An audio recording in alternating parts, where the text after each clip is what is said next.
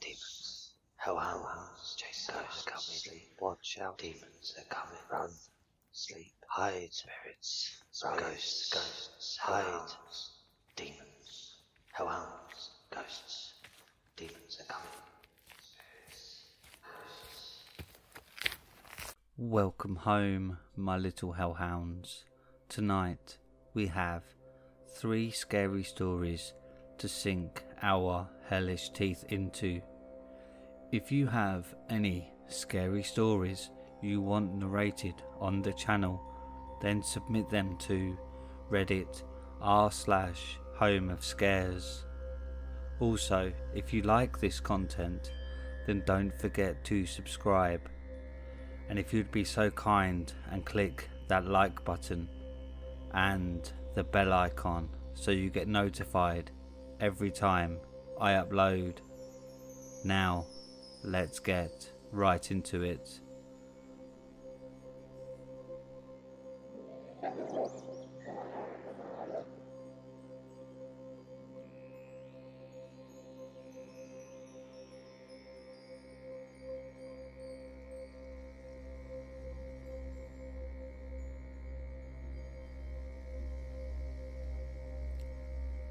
The Gut Monster, posted by Vanguard Gaming 07.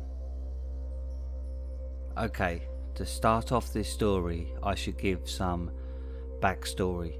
I am a 16-year-old male. I have black and sort of red hair and a slight beard. I've been hunting all my life, and I hunt on my grandfather's acreage in South Carolina.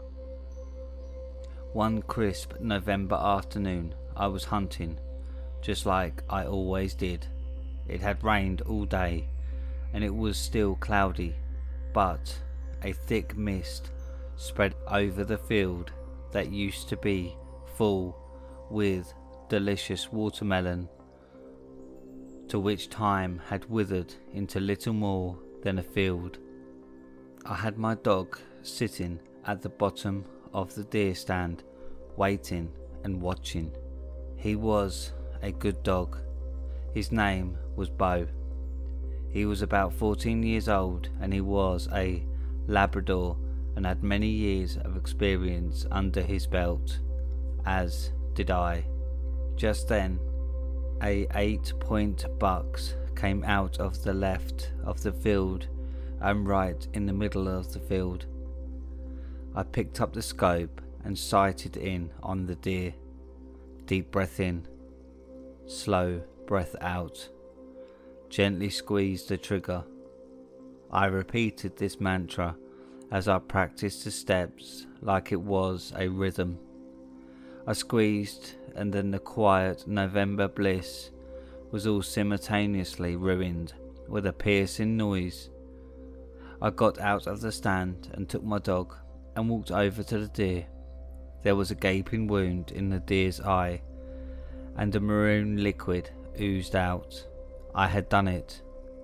I cut the head off and put the body in the back of my truck to skin and throw the remainder of the guts into the gut pile. The gut pile, which was a 13-foot hole in the ground, secured by 2 pieces of wood. When the wood is taken off and the guts were thrown in, you would be hit with the most putrid smell. You know how people say in those cliché horror stories, it smells like rotting flesh. Half of them don't know what rotting flesh truly smells like, and trust me, it's not an achievement. As I was dozing off in a daydream, thinking about the work ahead, I heard a ear-piercing whistle come from the forest, which was covered with mist.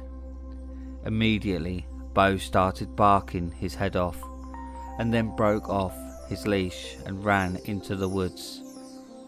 I was left there with a bleak look on my face. I was so confused, but then on instinct I ran into the woods to find my dog. I ran for maybe a mile before I heard branches snap and something growl, and then I got hit with it. The smell, the putrid odour that cursed my nostrils. I winced as the smell hit my nose, then I dry heaved before realising what was in the fog.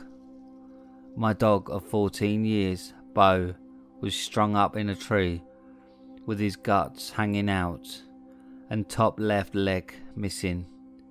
I was hit with a wave of petrification and shock. I felt a sensation run through my fingers as I saw it. It was a 15-foot tall thing, beast, monster, creature. It made a guttural noise as it sprung out of the fog, and I got a better look. It had glowing red eyes, and it was made out of guts. It had pelts all over it as well as raw flesh and blood.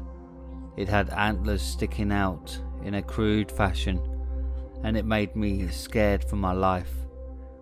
In fight or flight, I threw my shotgun at it. Good choice, I know. Shoot it. No, that would be too easy for me.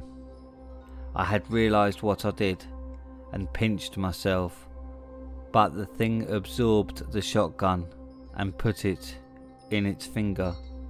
I ran back to my truck and forgot the deer head. I drove back to my house for some sort of help. When I got home, the house was empty and looked abandoned. I felt hopeless and drove to the gut pile to see if my premonition was true. To my utmost horror, it was the gut pit, which was previously almost full, was completely empty. All that left was the rancid smell and my horror. I heard a loud whistle and I knew what I had to do. I went home and opened our gun safe. I got my father's AR-15 and a shotgun and a pistol and ran out into the woods in the direction of the whistle. My mind was racing, thinking about my family and where they could be. That thought was cut short when I entered a clearing in the bush. There it was in all its horror. It had a few new additions to its collection of guts on its body. My deer head was its new head. My dog's leg was its finger, and my shotgun was a finger as well, but none compared to what was in its chest. On its chest were 3 faces that had a look of horror on them. My little brother, father and mother all sewn onto this beast's chest in a very crude fashion.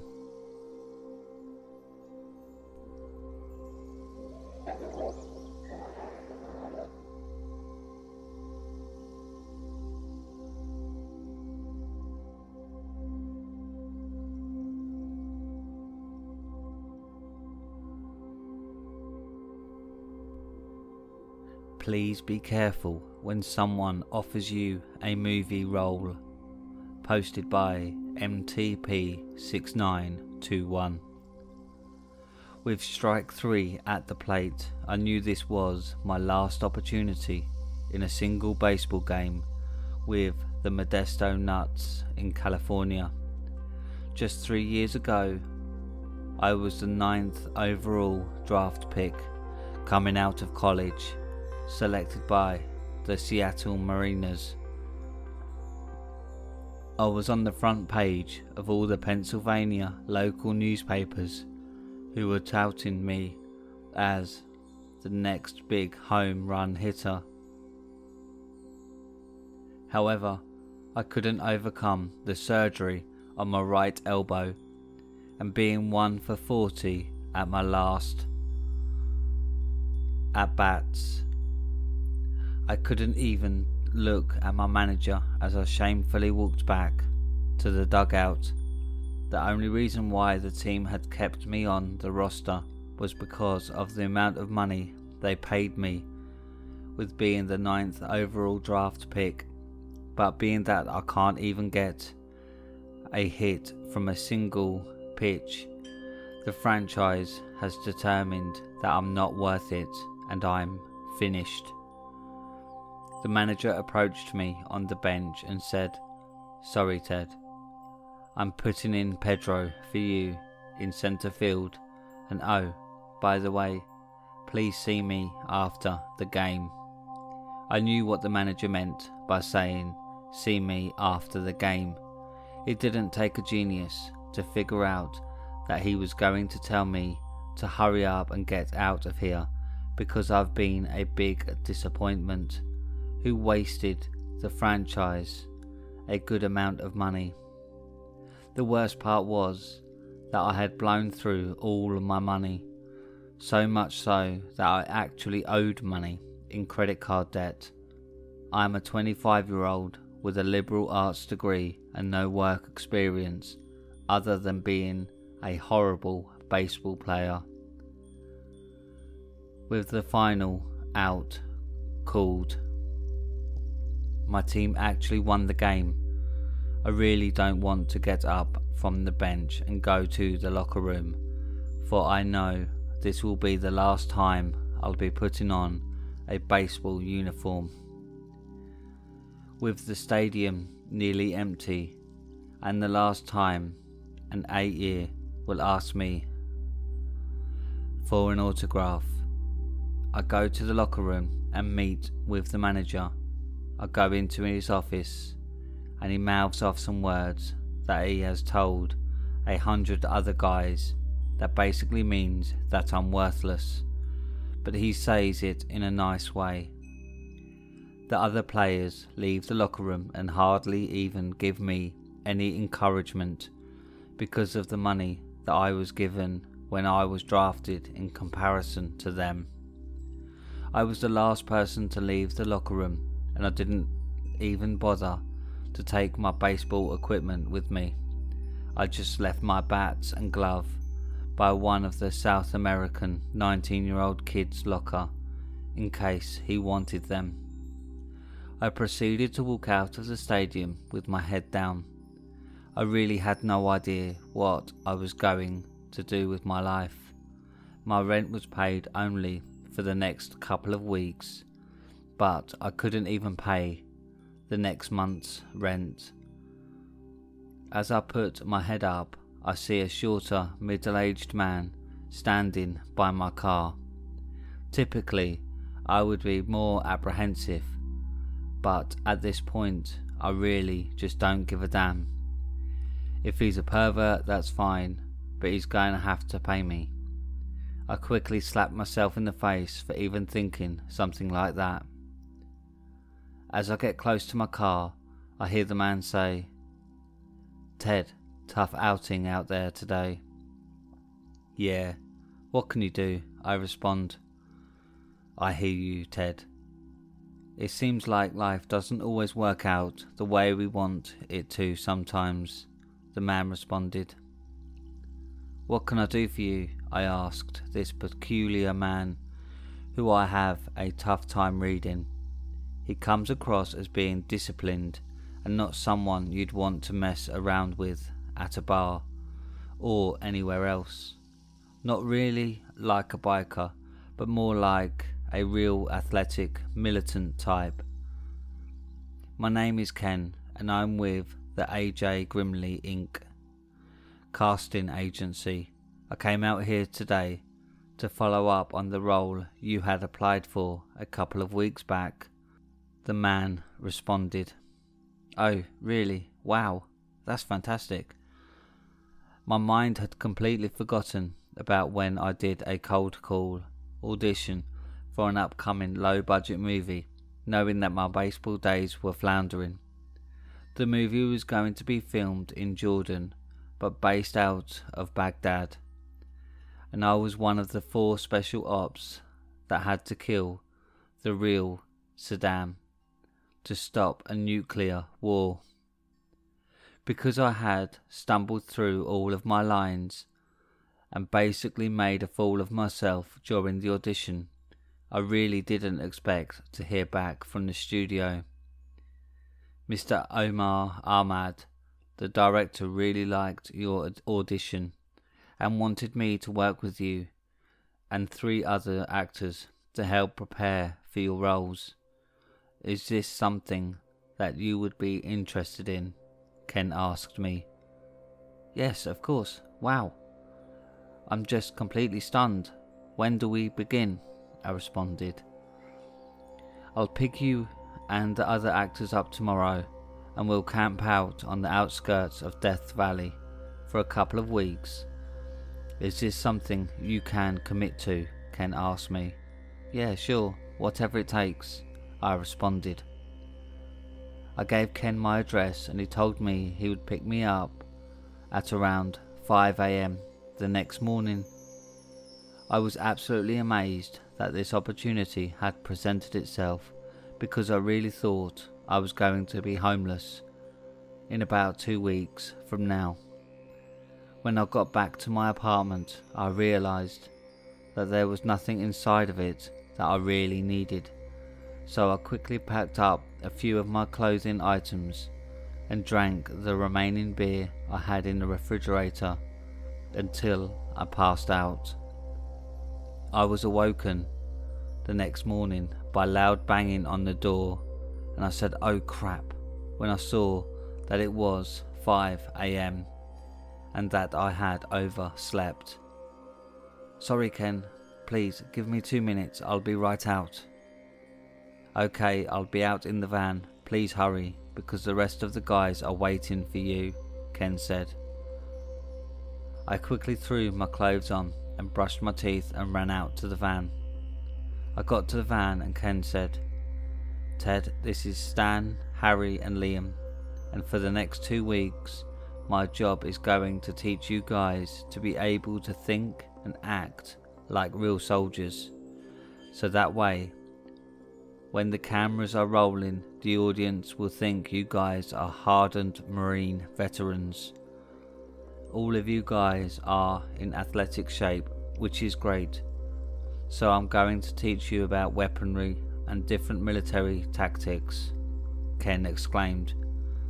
The guys in the van seemed really excited after hearing Ken's exclamation, much like me. The 3 other guys were failed athletes, but for them it was track and field. At 25, I was the elder of the group, and Stan being the next oldest at 22. The guys had injuries that tarnished their Olympic dreams, and they decided to drop out of college and pursue acting. After 5 hours of driving in the van, we finally arrived on the outskirts of Death Valley, to this old abandoned building. The weather felt like it was 100 degrees out, and Ken wasted no time and told us to set up our tents. "Tents?" the 19-year-old Liam asked. "That's right. We will be training, sleeping and eating exactly like soldiers. If anyone doesn't like it, they can leave right now." The 4 of us looked around at the vast nothingness of Death Valley, thinking, where would we walk to if we even wanted to? So we did exactly as Ken instructed us to do, and I noticed that Ken was taking out a bunch of M16s and other guns from the van as we set up 2 tents. We joked around that we would be sleeping 2 to a tent. Once the tents were completed, Ken had 4 M16s and 4 Beretta handguns laid out on a fold-out table. He demonstrated the ins and outs on how to use each of the weapons, and then we did target shooting. Ken told us exactly how to hold the weapons and how to reload. Also, he taught us about gun safety, because we would be using mostly live rounds. Ken's intensity grew as the day went on, and he really expected us to be top-notch marine actors at the end of our 2-week course. He even had us doing push-ups if we missed our targets or didn't reload properly. As nighttime approached, we all thought we were going to go to bed, but then Ken introduced us to nighttime tactics. There was no fooling around, and since I was the oldest, I was the point man.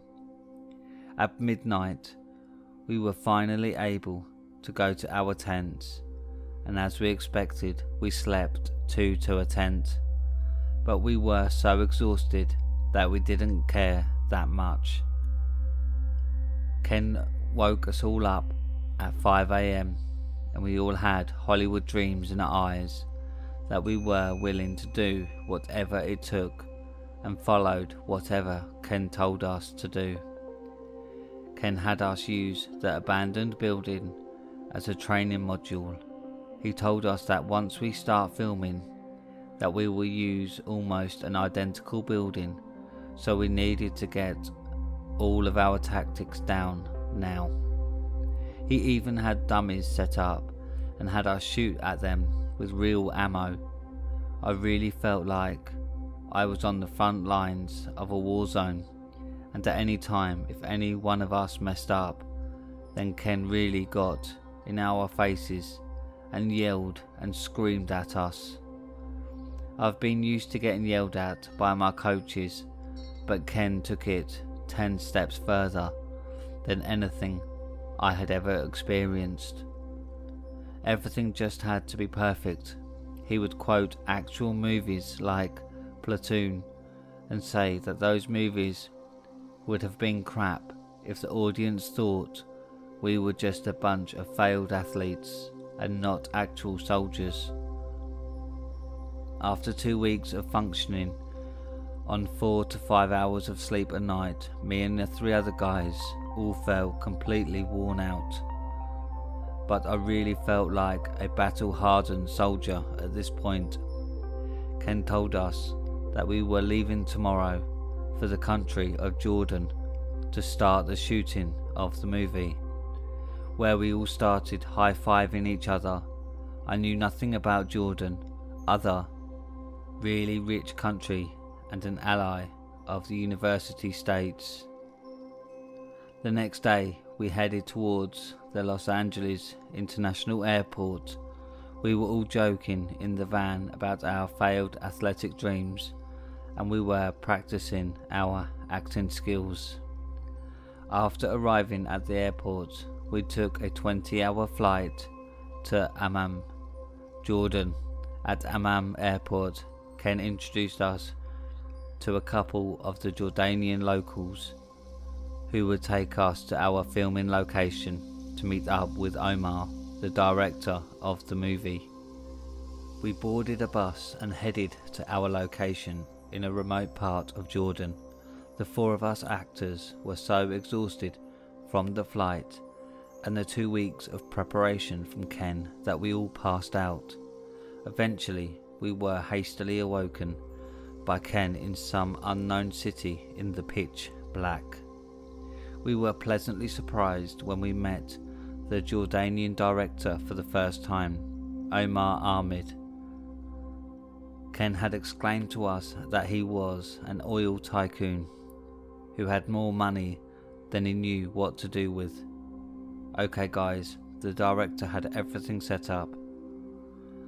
I want each of you to take a M16 and a Beretta and do exactly what I instructed you to do, Ken said in an excited voice, while he grabbed an M16 as well. One of the Jordanians was holding a Hollywood type camera, and Ken pointed to a building about 100 yards away.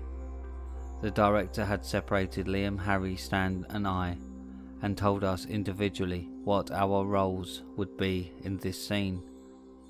He said that he wanted our natural reactions, so if one of us were to fall, then the rest of us were to continue to the top of the building as we were trained by Ken.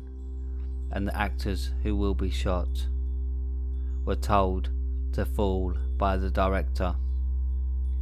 The director had us dress up in Jordanian clothing so we would look like undercover CIA agents.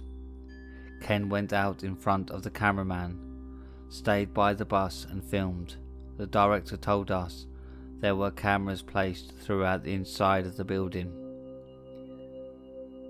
There was a man standing by the door of our intended building, and Ken quickly snuck up on him and took out a fake knife and slit his throat. I couldn't believe that I was actually acting in my first movie role. Even if this movie was a total bust, I knew I had to focus on my acting and do what Ken had trained me to do. Luckily for me, the director told me that I would be one of the last actors alive at the top of the building. The Jordanian actor fell to the ground, and Ken said in a low but intense voice, "Break that fucking door down and shoot anything and everything you see. Your country depends on us." So, as we were taught in Death Valley, we stormed the building and opened fake fire on everything we saw. This time they had real adults and children as actors instead of dummies that we were practicing on. We were told our roles in this movie were to stop a nuclear bomb that was to be detonated on the top floor in less than 2 hours. If we didn't stop them, and millions of people's lives were at stake, so the audience would understand if we were shooting at child actors. We couldn't see the concealed cameras, but the real life yelling and screaming was spot on. I felt bad for Stan, who was fake shot and fell not too long before entering the building, for I knew he would receive less screen time. 3 of us remaining soldiers barreled up through the building, fake killing all the Jordanian actors that we came across. This was all of our first movie roles, so we had no comparisons, but I was really impressed by the Jordanian actors' makeup, special effects and reactions when I would shoot them, especially the kids, who I'm guessing must have rehearsed their intended scenes over and over again. I finally made it to the top of the building, and I turned and realised that Harry and Liam must have been fake shot. Ken had joined me at this point at the top of the building and instructed me to go to this smaller 100 square foot windowless room where there was nothing but 4 wooden boxes about 4 feet long by 2 feet high. "Hurry, soldier, and grab the other end of the box. We have to carry this to the bus," Ken said to me. Ken and I quickly carried the box down the stairs, and I was really impressed by how lifelike everything looked. I kept in my character though as we passed by Harry and Liam laid out on the floor, where they looked lifeless in fake blood. Then we passed Stan, who had also had a fake bullet wound to his chest, and then we were outside where we loaded the box onto the bus. The Jordanian cameraman kept filming us outside as we approached the bus, and Ken said, "Hurry up, soldier, our country depends on us removing those remaining boxes." We quickly got 2 more boxes, then I noticed something really unexpected in one of the boxes. As we loaded it onto the bus, Omar had opened one of the boxes when Ken and I were fetching the boxes in the building, and I knew what I saw in the box that Omar had opened because my grandfather had owned a pawn shop in Pennsylvania.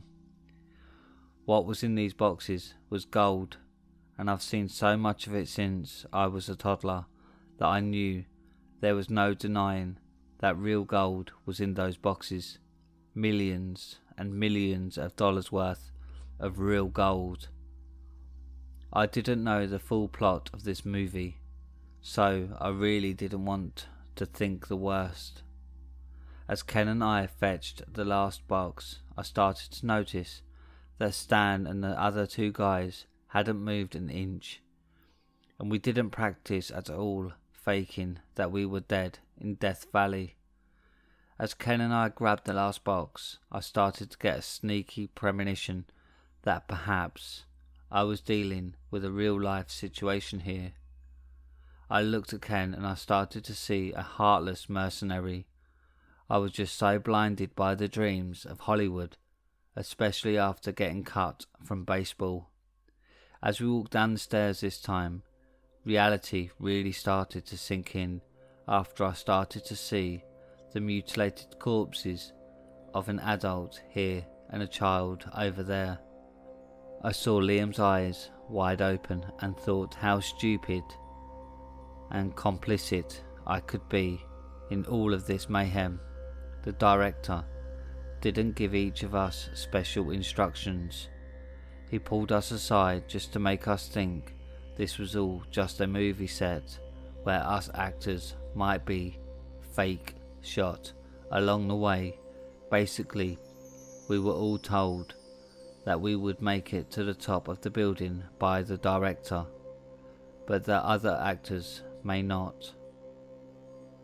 Ken and I left the building with the last box of gold, and I saw Stan's lifeless body one last time. Once we got out of the building, a military type truck was quickly approaching us from up the road. Ken quickly assembled a rocket propelled grenade from the bus as the fake cameraman continued to use the camera. Ken fired the RPG as this truck got close and the truck exploded.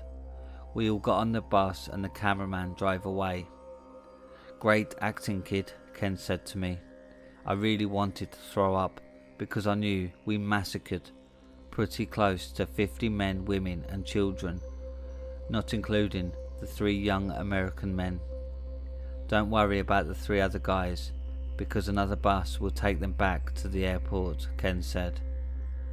I know at this point that Ken is a cold-hearted mercenary who will try to kill me at any moment. I'm not sure why he hasn't killed me yet, unless he thinks he might need me in case the bus gets ambushed. As I sit in the back of the bus, I keep the Beretta fully loaded on my lap. As the bus navigates out of the city and into the desert, I fake that I am asleep on the back of the bus. I could sense that Ken is starting to come back towards the bus, so I pick up the gun and fire 3 shots into his chest, where he immediately falls. I then walk to the front of the bus and Omar is surprised that I am alive. Then I shoot him once in the head. I instruct the driver to pull over and he obliges. Once he pulls over, I tell him to get off the bus and I shoot him in the head, for I show him no mercy for making me kill children. I drag the 3 of their bodies into the desert. Then I get into the driver's seat and look at the GPS and say, "Oh crap," when I realise that it's 600 kilometers back to Amman. I really started to sweat in fear when I realised that I was currently in Iraq and that building that we stormed was on the outskirts of Baghdad. I now feel like a rat caught in a trap being in Iraq. I tell myself not to stop for anything on this desert highway, on this dilapidated looking tourist bus that is par of course in these areas. As I get closer to the Jordanian border, I realise that I have to do something with the gold before I cross the border. I survey the landscape for a good location to bury it or hide the gold somewhere. I find a good hilly, secluded area and I painstakingly drive up as closely as possible and load off all the gold. I keep a few bars to help bribe my way back into Jordan. As I get even closer to the border, I dump all the weapons on the side of the road. Once I get to the Jordanian border, the border agents look baffled by an American driving a bus from Iraq. I show them my return flight ticket from Amman airport and they all don't know what to do with me. I explain to them somehow I took a wrong turn from Jordan into Iraq. There are 5 border agents and one of them seems like he's going to make some type of phone call. This makes me nervous, so I yell out, excuse me, I have a gift for you guys." The one border agent put the phone down and was intrigued in what I had to offer. I gave them a total of 3 bars of gold, and all 5 of them nearly had a heart attack when they held the gold in their hands. After having the gold, they lost interest in me and let me cross the border. Fortunately for me, the cameraman had filled up the bus with gas when we were all sleeping before we made it to Baghdad. I made it to the airport and got on my plane 12 hours later. I held my head down in complete shock and shame the whole time for what occurred in that building in Baghdad.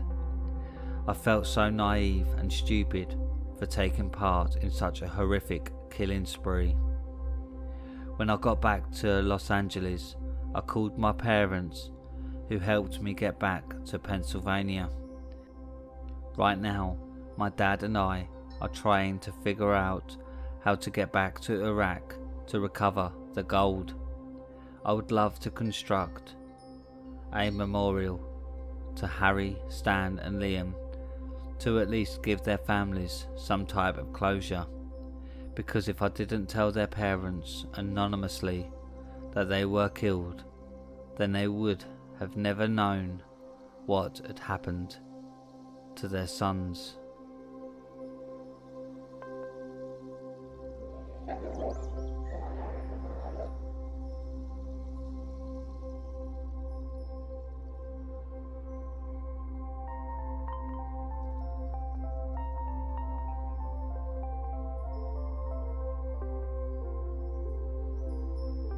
The serial killer on the trail I swore he was.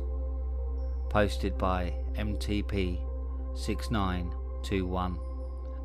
One of the best things my wife and I enjoy is doing bike riding, especially during the springtime when nature starts coming back to life. The trails in the tri-state area of Pennsylvania, New Jersey and Delaware stretch hundreds of miles, but we mostly focus our attention on a suburban area of Philadelphia that has a nice mix of quiet serenity mixed in with the small towns. We can't go too fast on our bikes because the nice weather attracts large crowds of people, but as long as me and my wife Gina are careful, we can still go pretty fast. On this early May day, it started to rain, and as typical, the trail quickly lost most of its walkers, joggers and bikers. Gina and I were doing our typical 20-mile round bike trip, and we had hit the turnaround point already, with only about 9 more miles to go. Gina was lagging a little behind me, and at this point the rain was coming down pretty steadily, but not severe. I slowed down a little because I was approaching a small group of boys with an adult male, and also I wanted Gina to catch up to me. I had remembered this group of boys from not that long ago on the trail, and I figured that they were Boy Scouts, probably about the ages of about 8 or 9 years old. One of the things that stood out as odd to me with this group of kids was, instead of being 6 of them as I saw not too long ago, but now I only saw 4 boys with the same adult. I guess because I was in the Boy Scouts myself, so that's why I noticed them not too long ago before, and the fact that none of them looked like they were having a good time either.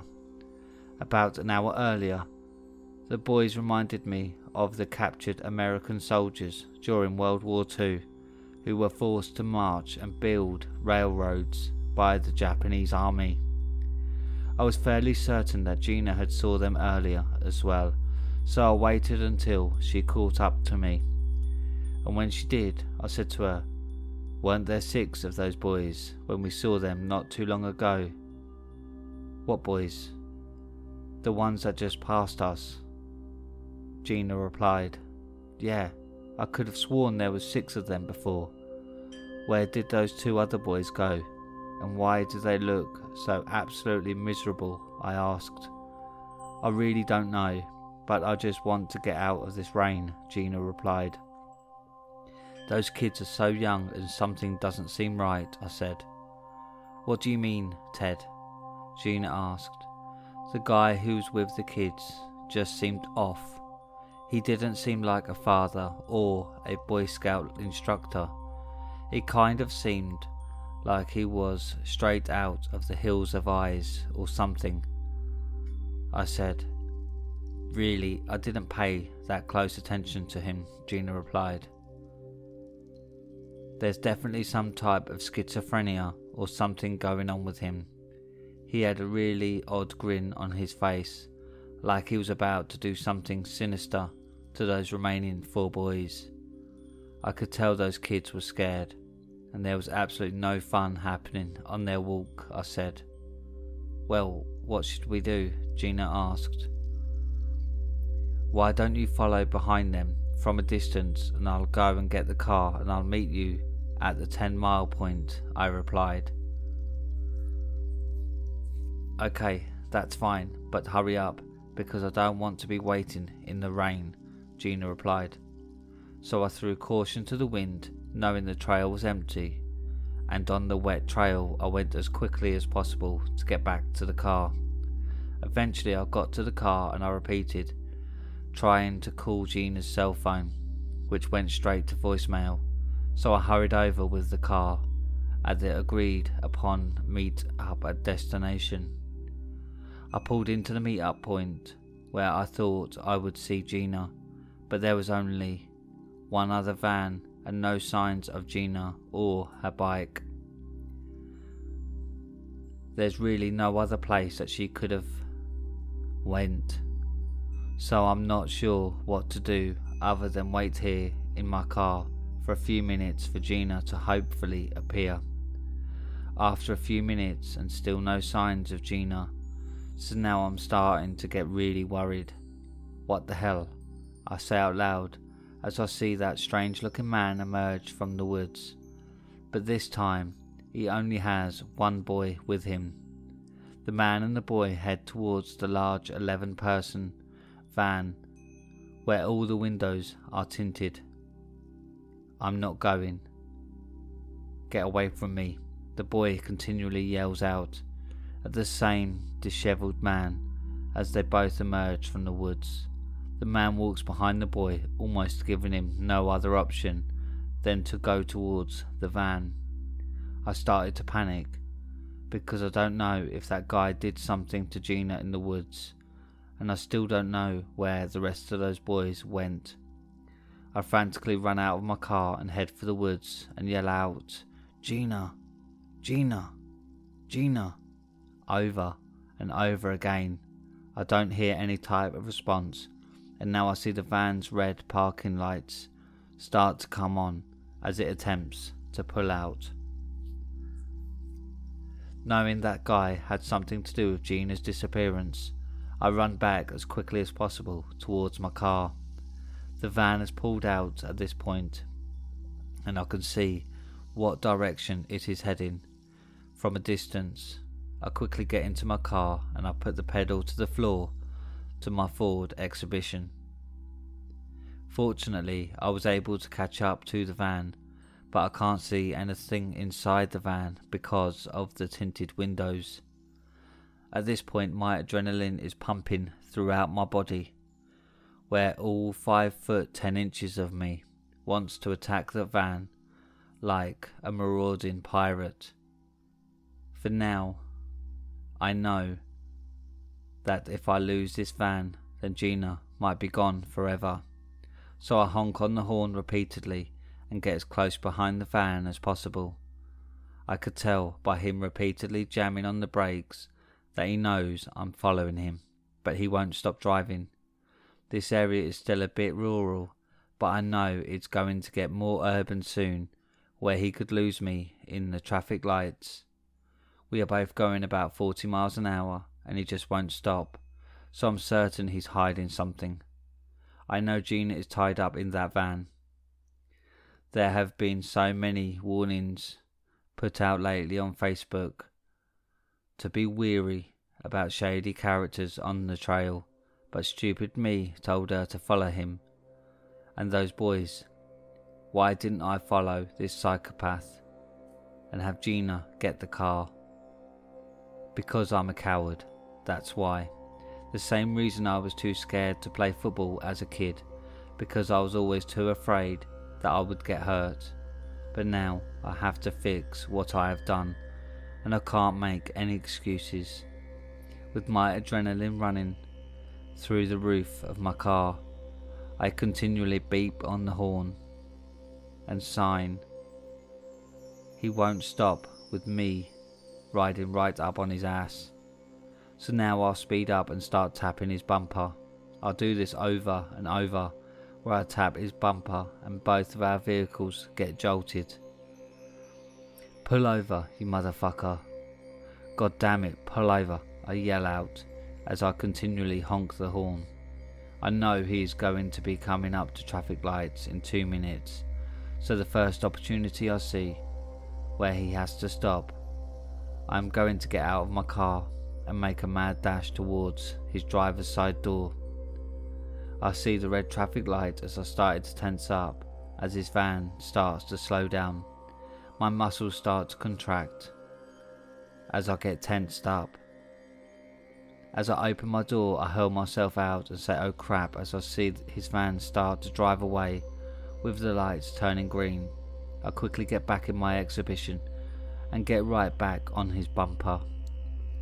I see an orange sign after orange construction sign indicating there's going to be road work ahead. Then I see the sign that was going to be my lifesaver, which read 1 lane road ahead, knowing that the flagmen stop traffic in any one direction for 5 minutes at a time in some instances. As I see the flag man ahead stopping cars, I know it's going to be now or never.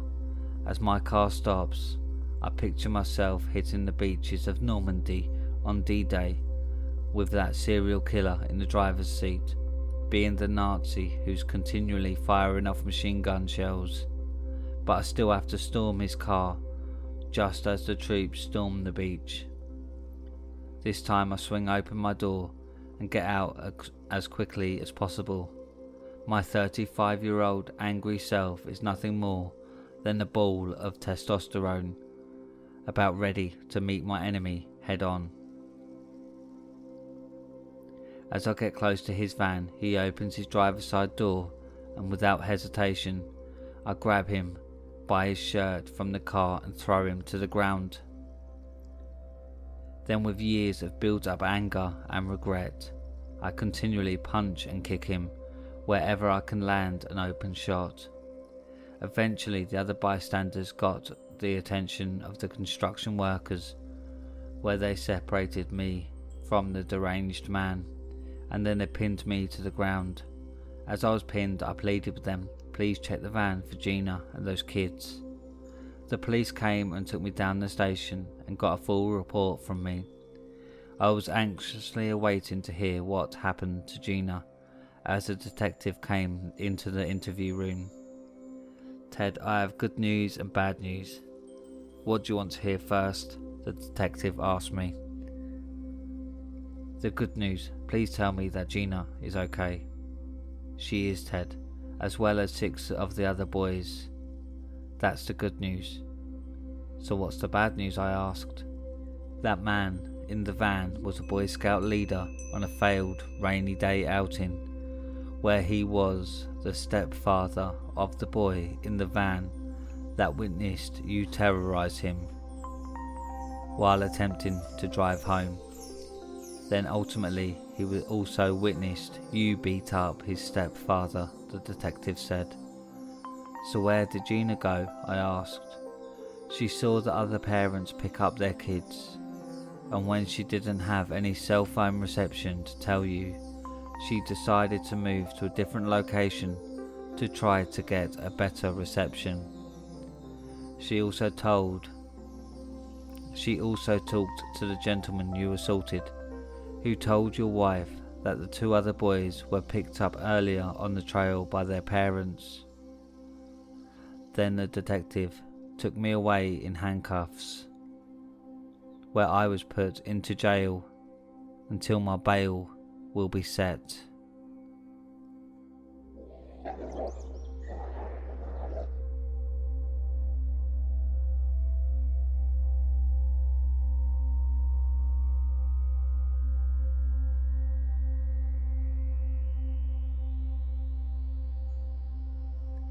And that's it for tonight, my little hellhounds. Thanks for listening, and if you like this content, don't forget to subscribe and click that like button. If you have any scary stories you want read on the channel, then submit them to Reddit r/homeofscares, and follow me on Twitter at homeofscares. Now, good night, my little hellhounds.